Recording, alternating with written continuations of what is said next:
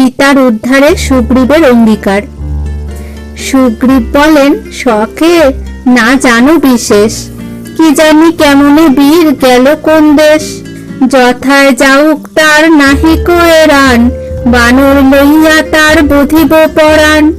সংবর সংবর মিত্র মনে দেহ ক্ষমা, অবিলম্বে উদ্ধারিব তব প্রিয়তমা। যথা ইচ্ছা যাউক সে পাপিষ্ঠ রাবণ, সবংশে মারিব তার জ্ঞাতি বন্ধুজন। বিলাপ সংবর রাম শোকে বারে শোক, শোকেতে কাতর নাহি হয় বিজ্ঞলোক। রাজ্য হারাইলাম হারাইলাম নারী, অজ্ঞ আমি তথাপি তা মনে নাহি করি। তুমি রাম হইয়াছ ভুবন পূজিত, ভার্যা লাগি কর খেদ অতি অনুচিত। মিথ্যা না বলিব মিত্র অগ্নি সাক্ষী করি, উদ্ধার করিব আমি জানকী সুন্দরী। অশেষ প্রকারে রাজা জন্মায় প্রবোধ, তথাপি বিষম শোক নাহি হয় রোধ। এতেক বলিল যদি সুগ্রীব ভূপতি, প্রত্যুত্তর করেন আপনি রঘুপতি। জ্ঞাতি গোত্র পুত্র মিত্র শোক পায় লোক, সে সবার হইতে অধিক ভার্যা শোক। কলত্রে গৃহীর সুখ কলত্রে সংসার, কলত্র হইতে হয় পুত্র পরিবার। গয়া শ্রাদ্ধ করে পুত্র বংশের উদ্ধার, পুত্র দ্বারা পারত্রিক ঐহিক নিস্তার। অশেষ প্রকারে মিত্র বুঝাও আমায়, তথাপি কলত্র শোক ভোলা নাহি যায়। সুগ্রীব বলেন, শখে কি কহিতে পারি, করিব আদেশ মতো আমি আজ্ঞাকারী। করিব তোমার কার্য আমি সখা জানো, কৃত্তিবাস রচে গীত অমৃত সমান। শ্রী রামচন্দ্রের নিকট সুগ্রীবের আত্মকাহিনী।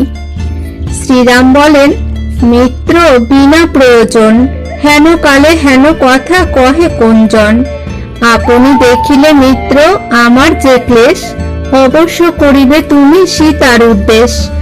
আমাতে তোমার যে হইবে প্রয়োজন, অকপটে সেই কর্ম করিব সাধন। সুগ্রীব বলেন, তুমি স্থির করো মন, সম্প্রতি করিব কিছু আত্মনিবেদন। বসিতে আসন রাজা দেখে চারি ভিতে, আসিলেন শাল বৃক্ষ ফলের সহিতে। তদুপরি আনন্দে বসেন দুইজন, চন্দনের ডাল ভাঙ্গি বসেন লক্ষণ। সুগ্রীব বলেন, বালি বিক্রমে প্রধান, রাজ্য যায়া হরিয়া করিল অপমান। এ পর্বতে থাকি শখে না দেখি উপায়, অনুকূল হয়ে বিধি তোমারে মিলায়। আশ্বাস করেন সুগ্রীবের রঘুবর, বালিকে মারিয়া তব ঘুচাইব ডর। মম ভার্যা তব রাজ্য যেই জন হরে, অবিলম্বে তাহারে পাঠাবো জমঘরে।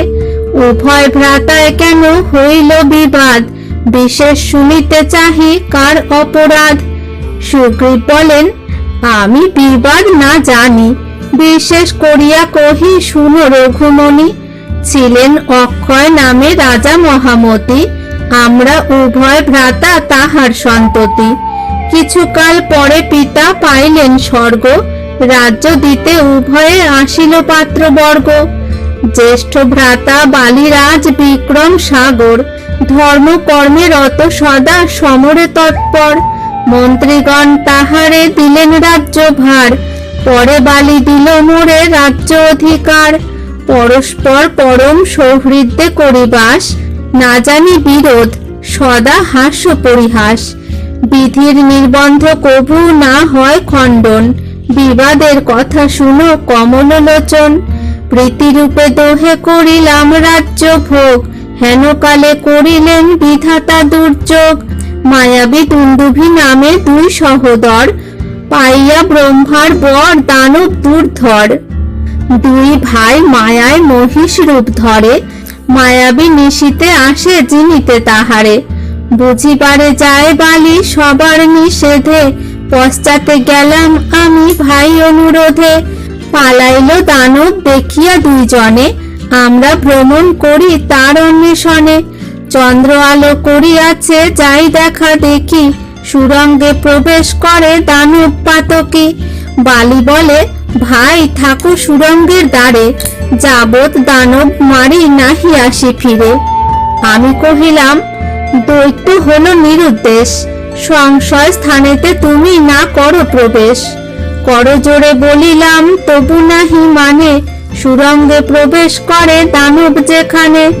বারে বারে নিষেধিনু না শুনে বচন, প্রবেশ করিল গিয়া পাতাল ভুবন। দৈত্য অন্বেষণে ভ্রমে সে 1 বৎসর, সাক্ষাৎ হইলে পরে বাঁধিল সমর। মহাবীর দানব সে করিল আঘাত, আমি জানি বালিরাজ হইল নিপাত। বালিকে মারিয়া দৈত্য পাছে মোড়ে মারে, দিলাম পাথর 1 সুরঙ্গের দ্বারে। সংবৎসর না দেখিয়া হইল সংশয়, সবে বলে বালির সে মরণ নিশ্চয়। কান্দিলাম ভ্রাতৃ শোকে আপনি বিস্তর, কোথা গেল বালিরাজ জ্যেষ্ঠ সহোদর। অন্তক্রিয়া করিলাম তাহার বিধানে, আমারে করিল রাজা যত পাত্রগণে। তারপর দৈত্যে মারি ঘরে এলো বালি, মোরে রাজা দেখিয়া করিল গালাগালি। পাত্র মিত্র বন্ধুগণে ডাকে সবাকারে, সবার সম্মুখে গালি দিলেন আমারে। দানব মারিতে আমি গেলাম পাতালে, রাখিয়া সুরঙ্গ দ্বারে সুগ্রীব চণ্ডালে। সুগ্রীব পাথর দিয়া তার দ্বার রোধে, রাজ্য মহাদেবী হরে শৃঙ্গারের সাধে। ছত্রদণ্ড নিল মোর নিল মহাদেবী, হেন পাতকীর ভার ধরিল পৃথিবী। অবশেষে দৈত্য মারি দেশে আসিবারে, সুগ্রীব বলিয়া ডাকি সুরঙ্গের দ্বারে। বহু ডাকিলাম তবু না পাই উত্তর, পদাঘাতে ঘুচাইনু সুরঙ্গ পাথর। সহোদর ভাই হয়ে করিল অন্যায়, মাথা কাটি ইহার তবে তো দুঃখ যায়। দূর হরে অধার্মিক দুষ্ট দুরাচার, এ জীবনে তোর মুখ না দেখিব আর।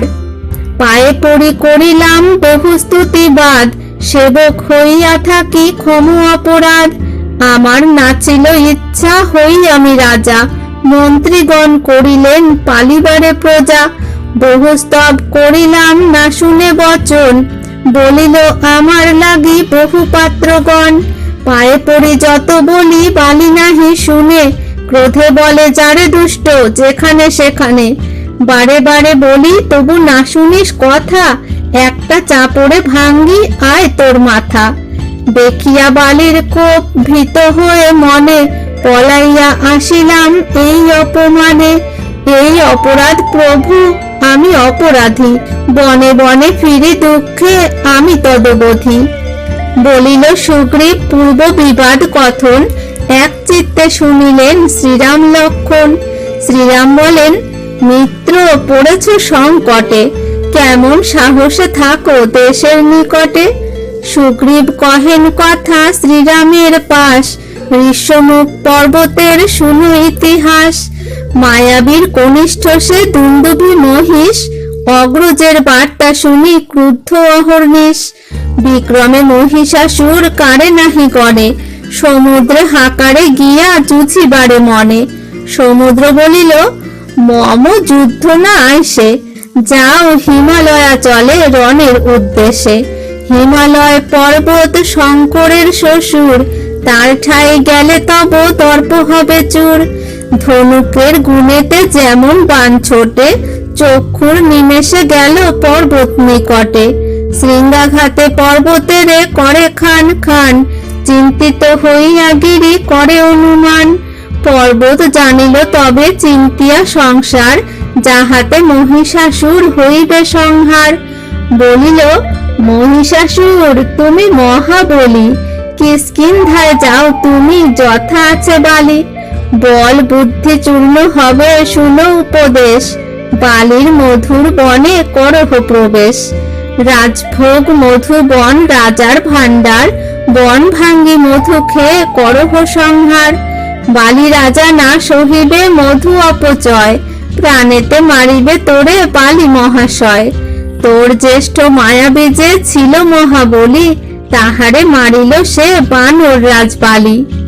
শুনিয়া জ্যেষ্ঠের কথা কুপিত অন্তরে, তখনই চলিল বালি ভূপতির পুরে। শৃঙ্গাঘাতে করিল কানন খণ্ড খণ্ড, কুপিত হইল বালি সংগ্রামে প্রচন্ড।